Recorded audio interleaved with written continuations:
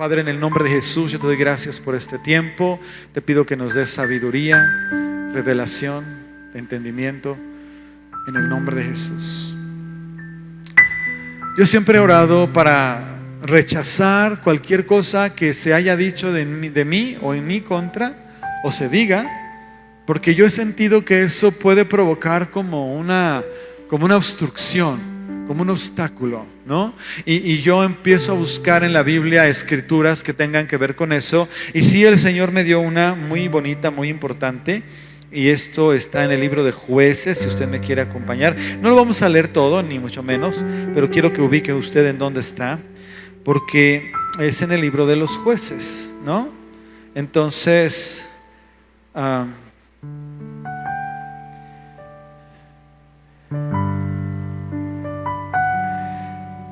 y esto está en Jueces capítulo 6. Y hay más escrituras acerca de esto, pero quiero recordarte algo que tienes que tener claro, que está en la Biblia. Y te lo digo constantemente, pero hoy viene al caso con lo que vamos a hablar. Tú tienes que recordar cómo Dios crea el universo. Y Dios crea el universo hablando. Diga conmigo, hablando. Nada más con eso que te acabo de decir ya te debe de quedar claro que hablar algo es importante. Diga conmigo, hablar algo es importante. ¿Otra vez? Entonces voy a decírtelo para ir entrando en tema. Callar cosas no produce nada. Inclusive cosas malas se producen por andar hablando de más. ¿No es cierto? Dice la escritura en Proverbios que aún el necio es contado por sabio cuando calla. Aún el necio es contado por sabio cuando calla. Wow. Dios nos da esta palabra de sabiduría bien grande porque nos importa saber que nos ha comunicado poder con la palabra. Mira, tan fuerte es la palabra que yo me puedo parar aquí haciendo todo el mismo asunto que he hecho, brincos y lo que sea, pero no abrir la boca. ¿Hubiera hecho alguna diferencia eso contigo? ¿Hubiera pasado algo? Verme pegar de brincos y hacer movimientos y no sé qué tanto, y es más estar aquí y hacer.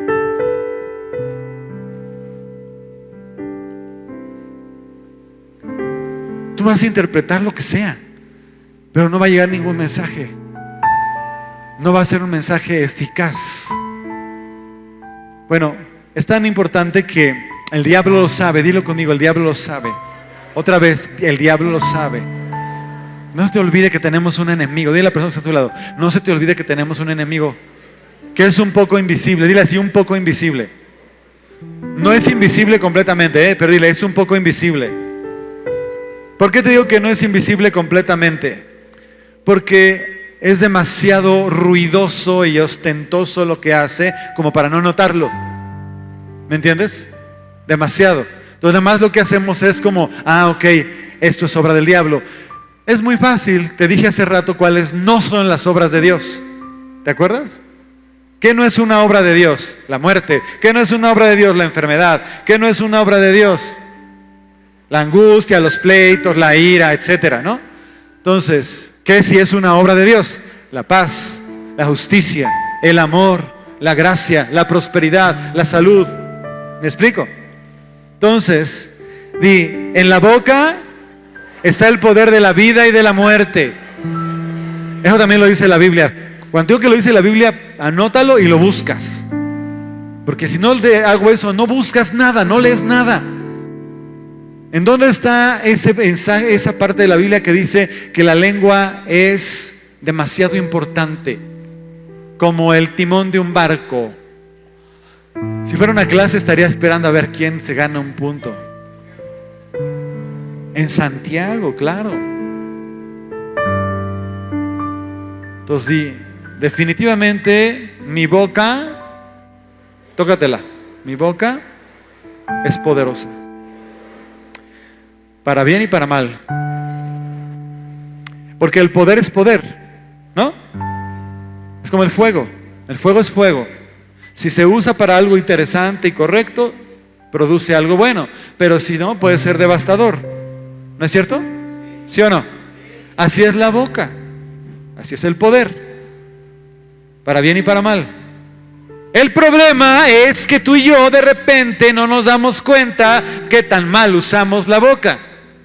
Y lo tomamos a la ligera y decimos palabras ligeras. Si no fuera importante, el Señor Jesucristo, nuestro Dios, no hubiera dicho que de toda palabra ociosa daríamos cuentas. Dígale así a su compañero, ¿qué vamos a hacer? Una persona muy sabia decía, por eso Dios nos dio 2 oídos y una sola boca, para que escucháramos 2 veces y solamente habláramos una, o el doble escucháramos y una vez habláramos.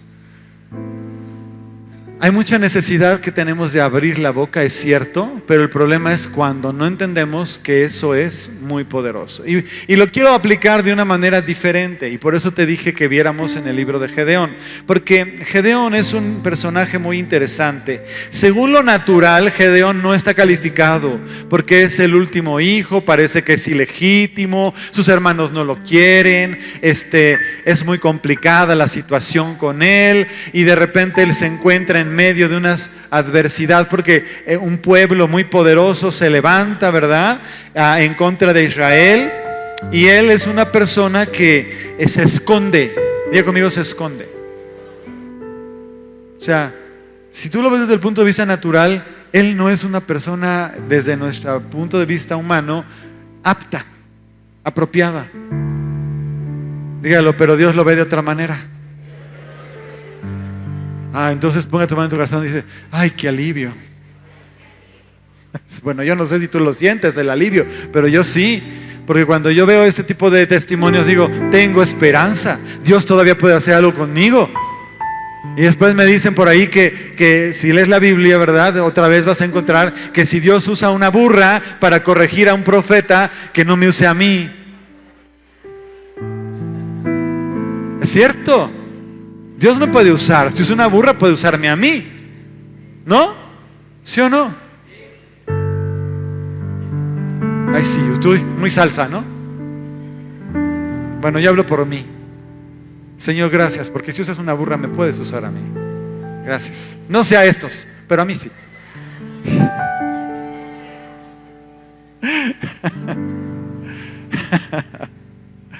Bueno, es que ahí es donde quiero empezar a hablar contigo.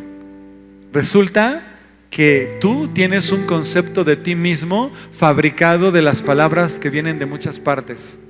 Lo voy a volver a repetir, Tú tienes un concepto de ti mismo fabricado de muchas palabras que vienen de muchos lugares. El problema es que, y eso le pasó a Gedeón, Gedeón tenía un concepto de sí mismo muy diferente, ¿no?, al que él tiene de sí mismo. Mira, esto está en el capítulo 6, en el verso 12. Ya te platiqué más o menos cómo es Gedeón. Dile Gedeón, di conmigo, Gedeón es una persona común y corriente. Vuélvelo a decir. Es una persona común. Si no quiere decir corriente, di común, porque la palabra corriente es complicada. Pero es una persona común, como cualquiera, como yo. No sé si es como tú, pero como yo. ¿Puedes decir como yo? Ok. Pero él no se había dado cuenta que Dios lo veía de otra manera. Dios lo ve de otra manera.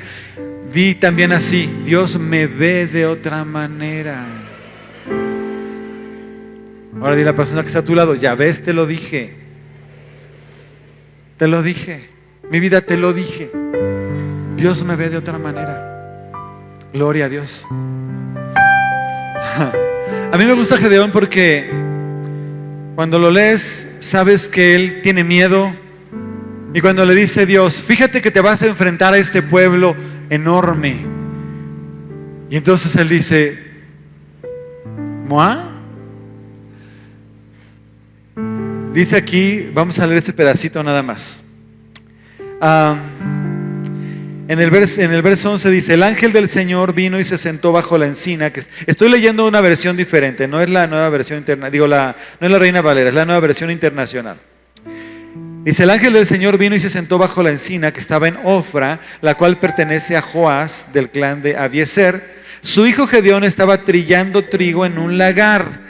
Para empezar, nada más una nota: el lagar es donde se aplastan las uvas para que corra el jugo y hacer el vino. No tiene nada que ver con el lugar para trillar. El lugar de trillar es diferente. Mira, las trilladoras eran un poco diferentes porque prácticamente tenían que aplastar un poco o pisar un poco el trigo, así como lo cosechaban, y luego con un restrojo levantaban, ¿verdad?, la paja, y vuela la paja y se va quedando el grano. Eso es lo que se hace, ¿sí? En cambio, el lagar es un recipiente que está normalmente, por obvias razones, está más abajo.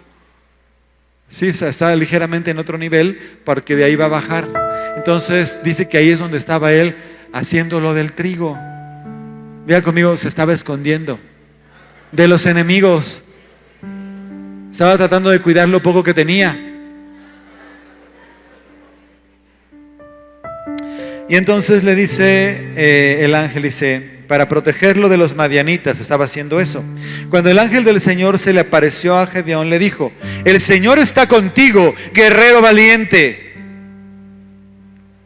Pero Señor, replicó Gedeón, si el Señor está con nosotros. Y entonces le empieza a decir lo que cualquier persona normal le hubiera dicho en su situación. Le dice: si está con nosotros, ¿cómo es que nos sucede todo esto? ¿Dónde están todas las maravillas que nos han contado nuestros padres cuando decían: el Señor nos sacó de Egipto? La verdad es que el Señor nos ha desamparado y nos ha entregado en manos de Madián. Hasta ahí vamos a dejar un momentito. Vamos a entender a Gedeón. A mucha gente le puede pasar, y de hecho le está pasando, que sabe porque ha oído de las maravillas de Dios, pero no las ha visto. Digo conmigo: las ha oído, pero no las ha visto. Entonces, cuando hay una situación complicada, problemática, dice: ¿dónde está Dios? No está diciendo no existe, está diciendo se olvidó de nosotros. Y puede ser que tuviera un poquito de razón, porque acuérdense que el pueblo no está así de gratis. El pueblo está en un problema. ¿Por qué? Porque ha pecado. Conteste: ¿por qué? Entonces muchos problemas los provocamos nosotros, punto, se acabó, no hay discusión. Muchas broncas que tenemos en la vida son resultado de lo que hacemos mal. Con otra gente, en otros lados, con otras personas, con nosotros mismos, con una mala compra, con una mala decisión, con algo que te comiste que no tenías que haberte comido. Oye, Señor es mi sanador, sí, y ¿sabes qué? Sí, es súper sano, sí. Es que ayer me comí un chorizo que estaba riquísimo, pero estaba podrido. No sé por qué estoy enfermo. Dios, por favor, ¿por qué me mandaste esta enfermedad? Me explico. A veces somos un poco absurdos. Pero ¿por qué no te dejaste de comer el chorizo si sabías que estaba mal? Pues para que no se echara a perder. Ya estaba echado a perder. ¿No ves que estaba verde y se movía? Mi recomendación es que no te comas nada que se mueva, por favor. Algunos dicen por ahí que sí, pero bueno, yo sería de la idea que mejor las cosas deben estar bien cocinadas y quietas. Ve, dice entonces que el Señor lo encara. Le dice, el Señor lo encaró y le dijo: ve con la fuerza que tienes y salvarás a Israel del poder de Madián. Yo soy quien te envía. Pero Señor, objetó Gedeón, ¿cómo voy a salvar a Israel? Mi clan es el más débil de la tribu de Manasés y yo soy el más insignificante de mi familia. ¿Ves lo que te digo de los conceptos? Eso es lo que me interesa saber de esta escritura. ¿Por qué Dios me puso a decirte esto? Porque lo necesitas oír. Necesitas oír que tú te has construido una idea de ti mismo que no corresponde con lo que Dios dice de ti. A ver, cierra tus ojos un momento y repite conmigo: yo tengo una idea de mí mismo que no corresponde con lo que Dios dice de mí. Ahora respira profundo. No sé qué significa para ti, pero para mí significa muchísimo. Porque normalmente yo creo de mí mucho menos de lo que Dios dice de mí.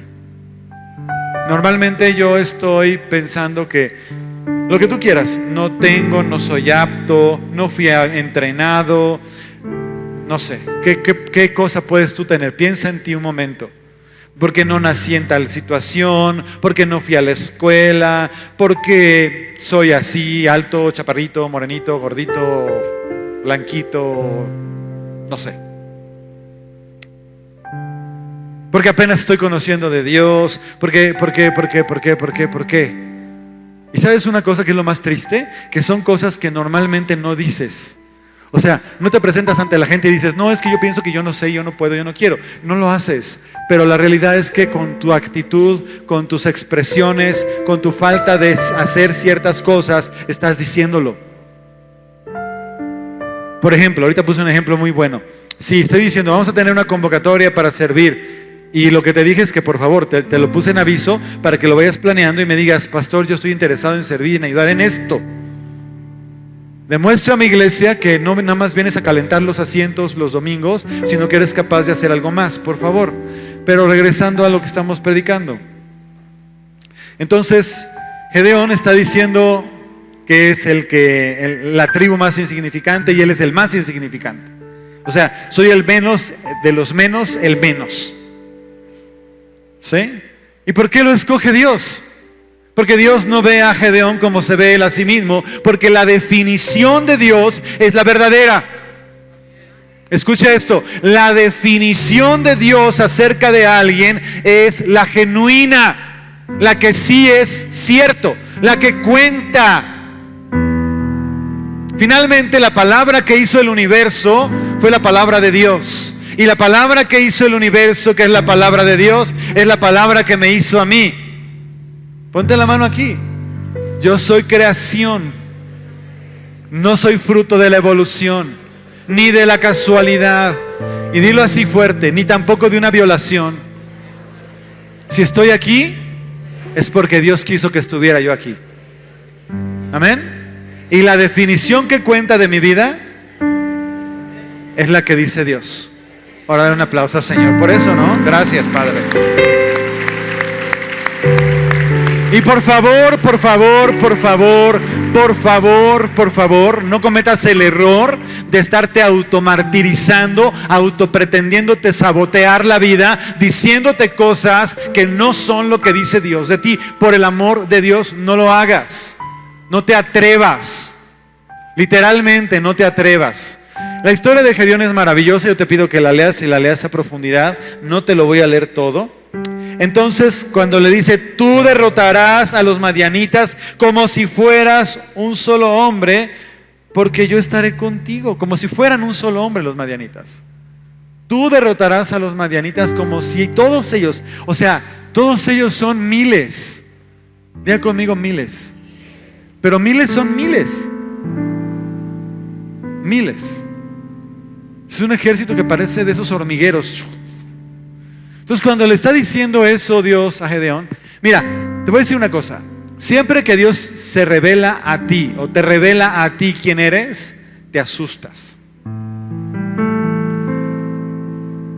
Te asustas. Porque Él nunca te ve como Dios te ve. O sea, digo, Él nunca te ve como tú te ves. Tú te ves poquito, tú te ves pequeñito. Tú te ves incapaz de todo. Bueno, nos vemos si quiere, pues, para decirlo en términos humanos. Pero el problema es que tú y yo no podemos vivir en función de una definición que es una mentira. Y lo malo es que así es como muchas veces lo hacemos. Estamos caminando como si no tuviéramos ningún valor. Gedeón estaba trabajando lo que podía, como podía, para sobrevivir. Si tú lo ves, es un hombre que está sobreviviendo a toda la devastación de los enemigos. Porque dice que esos enemigos llegaban y quemaban los campos y se robaban las ovejas. Israel estaba padeciendo hambre, pero no porque no tuvieran, sino porque todo lo que producían se los quitaban o se los quemaban. Era un despojo. Diga conmigo, despojo. Y era un despojo de un enemigo que parecía como langostas. O sea, era materialmente imposible detenerlos en sentido humano natural. Por eso no los habían detenido. Se iban los de Israel a esconder a cuevas cuando llegaban los madianitas, porque era demasiado la invasión, era demasiada la gente. Entonces, humanamente parecía imposible vencerlos. Es la historia de Israel. Gedeón representa la historia del pueblo de Israel. Hasta la fecha. Ahora que fuimos a Israel, una de las cosas que todo el tiempo te platican es la primera vez que derrotaron a los enemigos, una vez que los hicieron nación. Las Naciones Unidas les concede un espacio, les da la oportunidad de ser nación. Inmediatamente se levantan todos los vecinos, árabes prácticamente todos. Y no tenían ejército, no tenían más que palos y piedras. Eran pura gente sencilla, no tenían ninguna preparación militar. Y de algún modo, como lo que estamos leyendo aquí, de algún modo, diga conmigo, de algún modo, Israel venció a sus enemigos. Amén. ¿Dónde estoy parado yo? ¿Quién soy?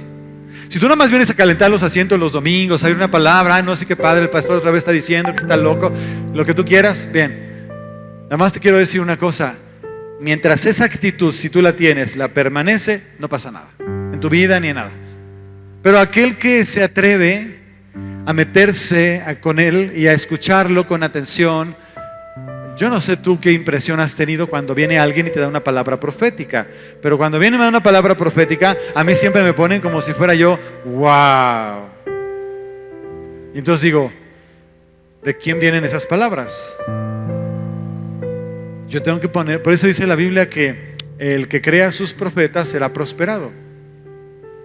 El que crea a sus profetas será prosperado. Obviamente tienen que ser profetas de Dios, ¿verdad?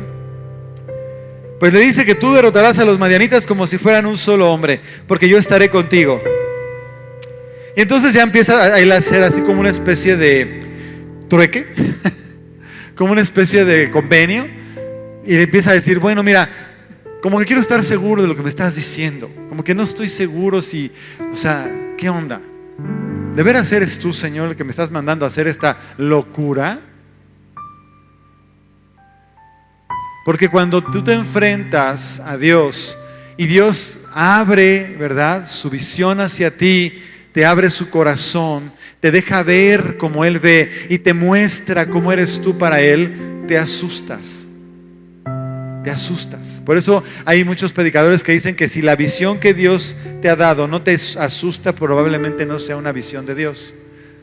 Si tú tienes una visión que crees que es de Dios y no te asusta, probablemente no es de Dios, porque Dios hace esto.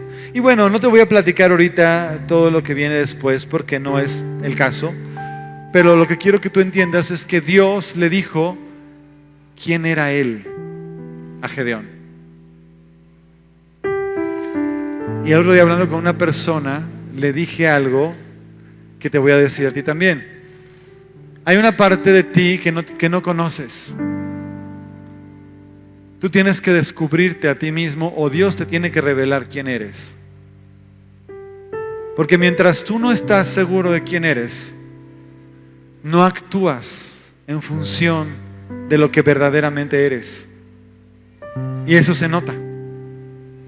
Y si tienes una vida ordinaria y te parece a la de todos los demás, y todos los demás son muy parecidos a ti también, entonces te vas a dar cuenta que lo que necesitas es, ¿verdad?, entrar en esa cercanía para que Dios sea como si fuera una especie de reflejo, como que de Él emana esa gracia, esa gloria, y tú te puedes ver ya no como te has estado viendo, sino como Dios te ve. ¿Estás ahí? Es probable que tu primer encuentro contigo mismo no sea muy agradable, porque Dios tiene que quemar cosas de tu carne que están mal. Pero una vez que pasas esa etapa, entras en la otra, decir, ok, ¿quién dice Dios que yo soy? ¿Y qué crees? Que en ese caso y en ese sentido no hay límites. No hay límites. Todas las pruebas o testimonios de Dios, cuando Él escoge a alguien y lo usa, del tamaño que sea, siempre son un gran contraste. Siempre. Siempre vas a ver a un hombre como Moisés, ¿no? Que está ahí, que se siente igual. Nadie, que es poco, que aunque tuvo una cierta preparación, él ya se convirtió en cero a la izquierda, ¿verdad? No vale nada, cree que no hay nada importante, y entonces el Señor le dice, pues tú me eres instrumento valioso, tú vas a ser quien voy a usar para sacar a todo ese pueblo de la tierra. Ahora, fíjate qué tremendo, no se lo dijo a alguien que estaba ignorando de ese pueblo, sino que conocía el asunto desde adentro. O sea, imagínate si no se le haría complicado, ¿no? Es como si ahorita llamara a alguien de México y le dijera, tú te voy a meter en todo el sistema político mexicano para cambiarlo y transformarlo y volverlo lo que no es y lo que debería de ser. Y entonces piensa la persona, si ha estado ahí adentro, peor. Porque sabe todos los tejes y manejes que hay adentro. No se los platican, que fue lo que le pasó a Moisés, ¿no? ¿Estás ahí? Entonces, ¿dónde estás tú? ¿Quién eres tú? Por eso, si Dios me dice que le sirvamos para hacer cualquier cosa, como ir a una cárcel o lo que sea, date la idea clara de que tú tienes poder, gracia, favor, unción, fuego y un montón de cosas que todavía no conoces porque no las sabes, que Dios quiere usar para bendecir a otros, pero no solo para bendecirlos, para revolucionar a otras personas. Finalmente, ese Gedeón iba con un ejército más o menos chiquito comparado con el enemigo, pero era un ejército de buen tamaño. Entonces le dijo el Señor, diga conmigo, no. Porque le quita un montón de gente, se van a un río y que si beben de una forma o de otra, y los que bebieron así son los que se quedan, y se quedó con 300. 300. Si estuviera lleno seríamos los que estamos aquí. Para vencer como a 100,000. 300. Y luego el Señor le dijo que los iba a vencer como si fueran uno solo a esos fulanos. Nosotros te conocemos un poquito de lo que dice la Biblia. Sabemos que Dios es capaz de eso y más, amén. Sabemos que Dios es capaz de eso y más. ¿Puedes decir amén? Algunos como que se muerden la lengua. Es que decir amén es decir, sí es cierto, yo lo creo. Yo hago esto. Cuando yo me siento así como confrontado con un asunto de fe, me tengo que ir a la Escritura y recordar todas las proezas de Dios. Claro. ¿Por qué? Porque yo necesito alimentarme de la fe y crecer en mi fe y llenarme de la fe y saber lo que Dios es capaz de hacer. Y entonces de repente me pongo y digo, Señor, es verdad, tú lo puedes hacer. Ahora lo que necesito es saber que también lo quieres hacer conmigo. Amén. Está bien, Señor, yo me dispongo. Todos batallamos como Él, ¿eh? A mí Gedeón me encanta porque no hay muchos personajes que Dios les conceda con tanta paciencia. No, pues mira, ahora que la pielecita esté seca y que todo esté mojado. Ahora que todo esté seco y que la pielecita esté mojada. Y entonces, y el Señor, ándale pues, Gedeón, ándale pues. Le dio chance. Porque de algún modo dijo Dios, está bien, yo entiendo que no te estás viendo como te tienes que ver. Pero, ¿sabes? Llegó el momento, diga conmigo, llegó el momento que se tuvo que ver como Dios lo vio. Otro personaje que nos llama la atención como termina por verse como Dios lo ve es David. David es un ejemplo increíble. Porque David finalmente, ¿verdad? Creyéndole a Dios, siendo jovencito, muy pequeño en relación al enemigo y con un montón de cosas, sabe quién es Dios. Sabe que Él puede ser el centro de todo, es decir, Dios. Y que si Él se pone ahí y Dios lo quiere usar, Dios lo va a usar poderosamente. ¿Puedes decir poderosamente? ¿Te está sirviendo lo que te estoy diciendo? Porque ese es un momento de confrontación para ti. Todas las palabras que se han dicho de ti, malas, te han hecho creer de ti lo que tú no eres. Tus padres, amigos, conocidos, desconocidos, enemigos. Y cuando tú te las empezaste a repetir y a creer, en ese momento perdiste. Perdiste. Y el problema es que eso te ha hecho que tú no te sientas capaz de actuar como Dios quiere que actúes o actuemos. ¿Estás ahí? Sino que ahora lo que necesito es ir delante del Señor y deshacerme de toda esa basura, porquería, mentira que el diablo ha echado sobre mí a través de la gente. Y hay veces que tú ni conoces a la gente que ha hablado mal de ti, quiero que sepas, ¿eh? No necesariamente tienes que oírlos para saber que han dicho cosas de ti.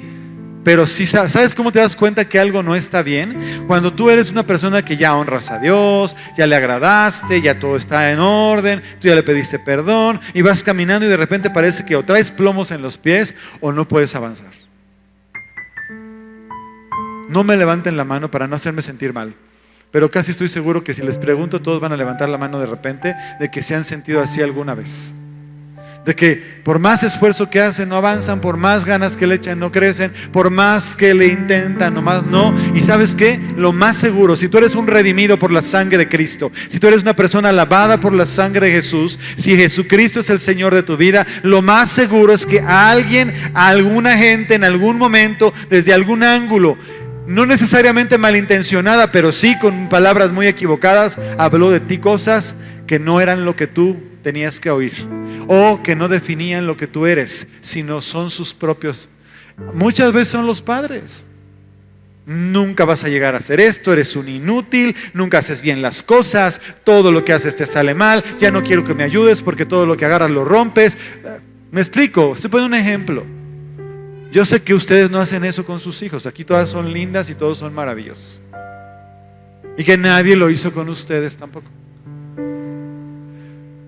Pero si las personas que están más cerca de nosotros hablan esas cosas, si le caímos mal a alguien por la razón que sea, porque eres o eras o fuiste o lo que sea, pues esa persona nunca va a llegar a ningún lado, pésima, ¿no? O sea, es que no va a llegar, ¿no?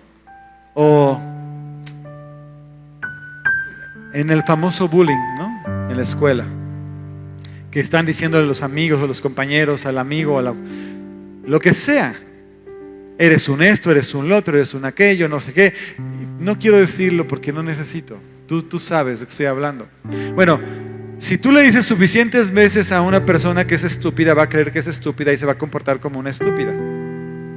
Lo voy a volver a repetir.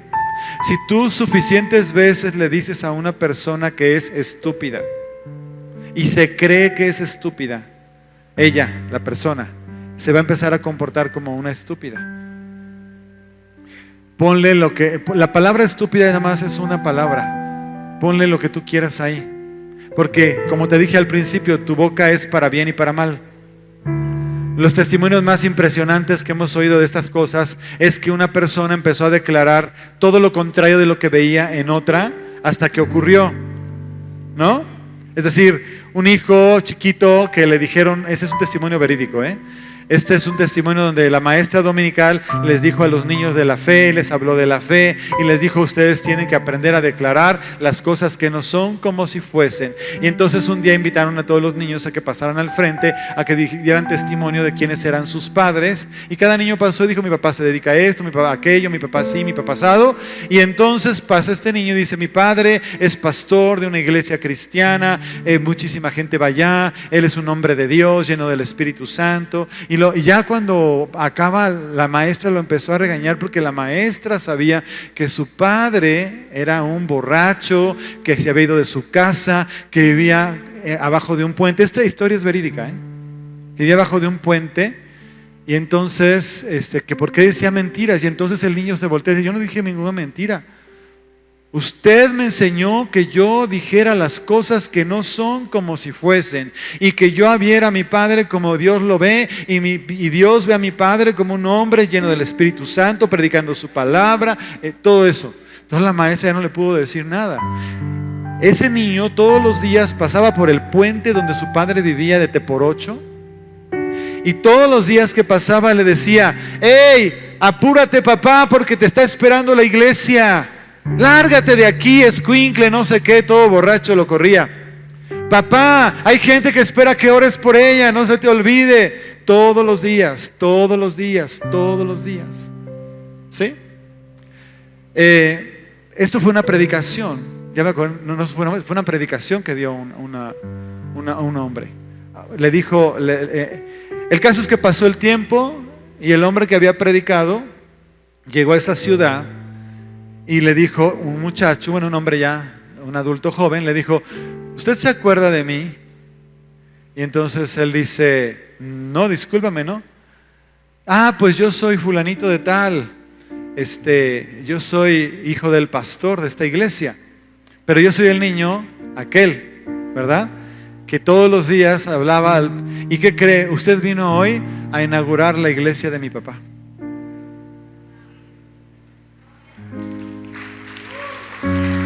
Es verídica.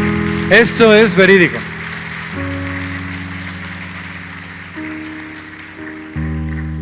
Wow. Entonces, ¿por qué te lo digo? ¿Por qué tienes que seguir viviendo como si no fueras importante o valioso? ¿Por qué tienes que seguir creyendo las mentiras del diablo? ¿Por qué te sigues comprando una idea de ti mismo que no es? ¿Y por qué se la estás enjaretando a alguien también? Si tú eres de esos padres ociosos que no tienen otra cosa que hacer que decirles todo lo mal que se comportan. Ahora, eso no quiere decir que no los corrijas, por favor, no te equivoques. Yo nunca he dicho eso ni lo voy a decir jamás. Un niño tiene que ser corregido y se acabó. Y es más, te voy a decir algo. El niño tiene que saber que es corregido porque es un rey. ¡Hey!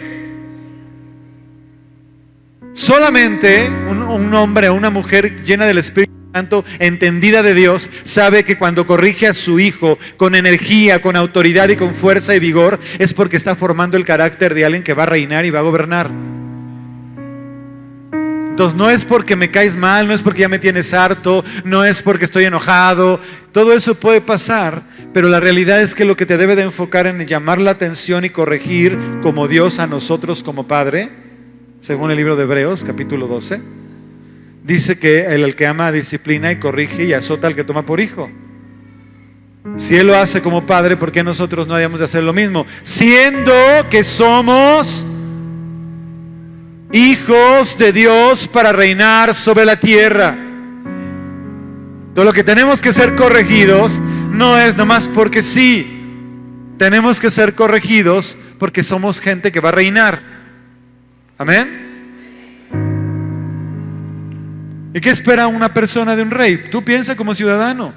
Que sea corrupto, que sea mentiroso, que pase por encima de los derechos de los demás, que sea altivo.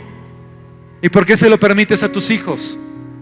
Porque no los entiendes, porque no lo amas, porque no sabes lo que valen, porque no entiendes los principios de Dios. ¿Y por qué no te lo autopones? Yo tengo que comportarme del tamaño que fui llamado a ser como hijo de Dios, rey y sacerdote. Y si Dios llamó a Gedeón siendo quien era para vencer a quien venció, Él tiene algo conmigo para hacer lo que yo tengo que hacer.